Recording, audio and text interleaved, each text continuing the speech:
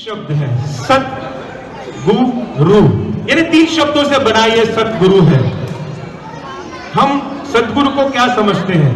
सतगुरु कोई भी हो सकता है, मगर जब सत्य लगाए, सत्य यानी सच्चा, यानी द ट्रुथ, जब हम कहते हैं ईश्वर सत्य है, तो सत्य यानी ईश्वर तक पहुंचाने का जो मार्ग बताता है, यानी सत्य का मार्ग बताता है, यानी ग और रू, यानी जो अंधेरे से रोशनी की तरफ लेके जाता है, यानी सतगुरु यानी वो है जो हमें ईश्वर तक यानी अंधेरे से उजाले तक लेके जाता है।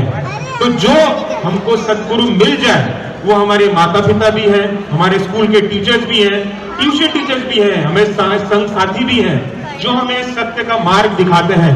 मगर ये हमें समझना बहुत जरूरी है, सत्य और असत्य होता क्या है।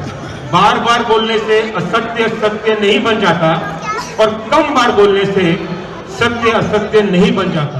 इसी लड़ी में आगे चलेंगे। हमारे नेक्स्ट कंटेस्टेंट है आपके सामने पार्टिसिपेंट बोलना ठीक है, ऐसी चीज पेश करने जा रहे हैं जो हम सब के लिए बहुत जरूरी है। Love my country India, love my country India, proud of my country India, love my brothers and my sisters, beautiful my country India, rivers and mountains in India। और रुद्रांश आपके सामने पेश करेंगे अपना गीत।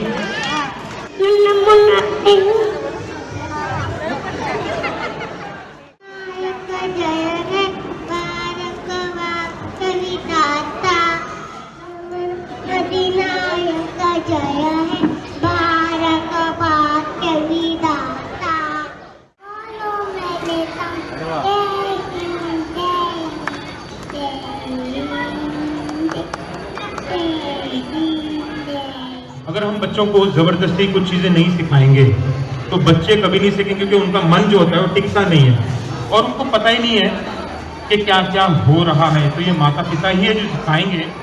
हमारे मन के लिए तो हम गीत गाते हैं, तन के लिए उसे पौष्टिक रखने के लिए, उसे ताकतवर रखने के लिए हम कई तरीके के एक्सरसाइज भी करते हैं। हम जिम भी जाते हैं, जॉगिंग करते हैं, मगर सबसे पुराना जो उपचार हमारे शरीर के लिए दिया हुआ है वो है योगा। योगा एक ऐसा एक्सरसाइज है जो हमारे पूरे शरीर को तंदुरुस्त बनाता है। योगा को अगर लगातार किया जाए तो आपके शरीर के अंदर की बहुत सारी बीमारियां हैं उनको दूर कर सकते हो और आपके शरीर को चला सकते हो। दूसरी बात, जिस तरीके से एक MBBS डॉक्टर के पास में किसी भी जाति धर्म का व्यक्ति जाता है, दवाई लेता है, उसी तरीके से ये मत योगा किसी एक जाति के लिए है कि एक व्यक्ति के लिए, एक समुदाय के लिए है।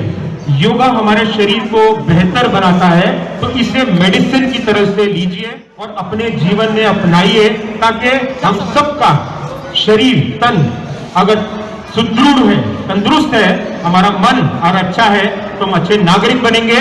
तो उसी नागरिकता के अगले पहल में आ रहे हैं प्रवीण, जो आपको योगासन के कुछ बारीकी से आसन करके दिखाएंगे।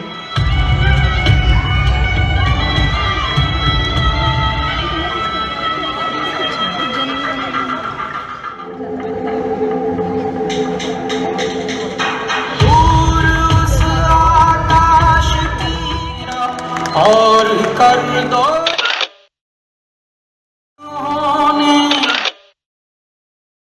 आगे बढ़ते हैं।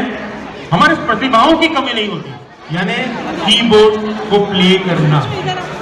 कीबोर्ड एक ऐसी चीज है जो वेस्टर्न म्यूजिक में शुरू की गई थी। हमारे देश में हारमोनियम से हम बजाया करते थे, तो उन्होंने कीबोर्ड शुरू किया। कीबोर्ड पर अनगिनत किस्म के गाने होते हैं, तो ये आसान होता है हारमोनियम से बजाने के लिए, क्योंकि हारमोनियम में हमें एक तरफ से हाथ में उसकी हवा भरनी पड़ती है, दूसरी तरीके से उसके सुर बजाने पड़ते हैं। तो कीबोर्ड में ये बजाना नहीं पड़ता। कीबोर्ड में सिर्फ और सिर्फ उसकी कीज यानी उसकी जो सुर संगीत है उसको ध्यान देना पड़ता है, बाकी इलेक्ट्रिकल अपने आप ले लेता है। मुश्किल आपके सामने पेश करेंगे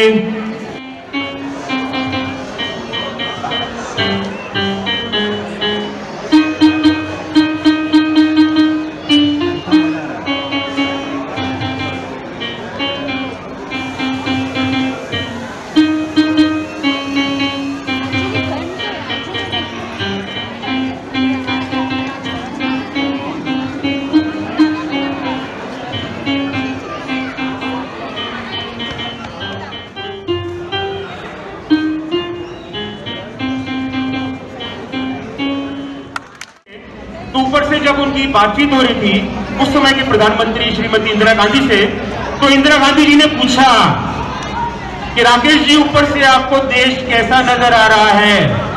तो क्या जवाब था उनका? सारे जहां से अच्छा। ये बात होती है। तो सारे जहां से अच्छा हिंदोस्तां हमारा, हम बुलबुले हैं इसकी, ये गुलसिता हमारा।